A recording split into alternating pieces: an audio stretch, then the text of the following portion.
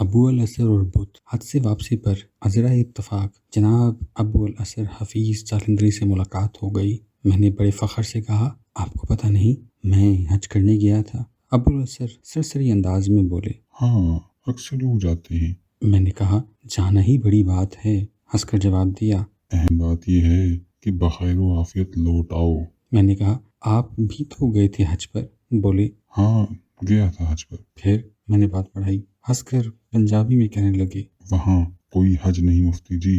حفیظ کی اس بات پر میں بہت حیران ہوا۔ حفیظ میرے دیرینہ کرم فرما ہیں، وہ عظیم شاعر ہیں، مستند دانشور ہیں، ان کی شخصیت میں انفرادیت کوٹ کوٹ کر بھری ہے۔ میں نے انہیں کئی ایک حیثیتوں سے دیکھا ہے، مداح کی حیثیت سے، ماتحت کی حیثیت سے، دوست کی حیثیت سے، ساتھی کی حیثیت سے۔ اس لیے میں ان کی رائے کا احترام کرتا ہوں۔ ان کے منہ سے کوئی حج نہیں سن کر میں بہت حیران ہوا۔ پھر بات کھل گئی۔ حفیظ صاحب کی غیر مطبوعہ حج بیتی ہاتھ لگ گئی، جس سے انکشاف ہوا کہ حفیظ صاحب جاتے ہوئے ایک بت ساتھ لے گئے تھے۔ اپنی ڈائری کے پہلے 2 صفحات پر ابو الاسر لکھتے ہیں، مورخہ 21 جنوری 1935 عیسوی۔ صبح 5 بجے جاگا، رات بھر نہ سو سکا، خیالات سے دماغ بھرا ہوا تھا۔ بستر بندھا رکھا تھا، سامان تیار تھا۔ 12 بجے رات تک والد صاحب، بیوی، بچیاں میرے پاس بیٹھی ہوئی تھی۔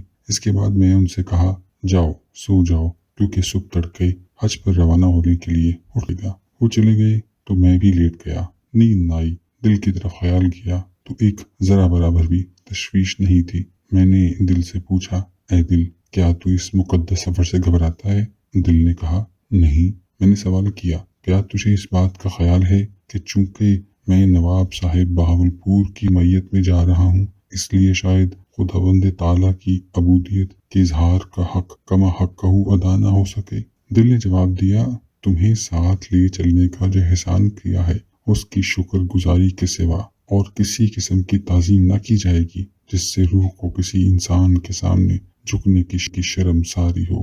ظاہر ہے کہ حفیظ نے یہ خود محسوس کر لیا تھا کہ وہ ایک بت کی میت میں جا رہے ہیں، اگرچہ حفظ ماتقدم کے خیال سے انہوں نے شعوری طور پر اس کا اعتراف نہ کیا۔ ڈائری کے دوسرے صفحے پر بات کھل کر سامنے آ گئی۔ ملاحظے ہو، مورخہ 22 جنوری 1935۔ نواب صاحب کی پبلسٹی آفیسر نے مجھ سے کہا، کیا آپ رخصتی کے وقت کچھ پڑھیں گے؟ میں نے جواب دیا، مجھ کو اس کی ضرورت محسوس نہیں ہوتی کہ ایسا ہوگا۔ پھر خیال آیا کہ شاید وقت پر کوئی نواب صاحب مجھ سے کہہ بیٹھے، اس لیے میں نے اسی وقت چند شعر جوڑ لیے۔ مدینے کو چلا ہے قافلہ ایمان والوں کا، راہ حق میں سر تسلیم خم ہے شان والوں کا، ہوا ثابت کہ دونوں جہاں میں بیڑا پار ہے اس کا، کہ سر صادق محمد کارواں سالار ہے جس کا۔ مجھ میں اور حفیظ صاحب میں چنداں فرق نہ تھا، ہم دونوں پرست تھے۔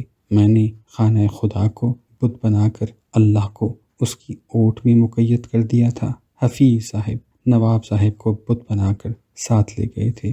وہ جہاں بھی پہنچے اپنے بت کو ایسی جگہ نصب کر دیتے کہ سب کچھ اس کی اوٹ میں آ جاتا۔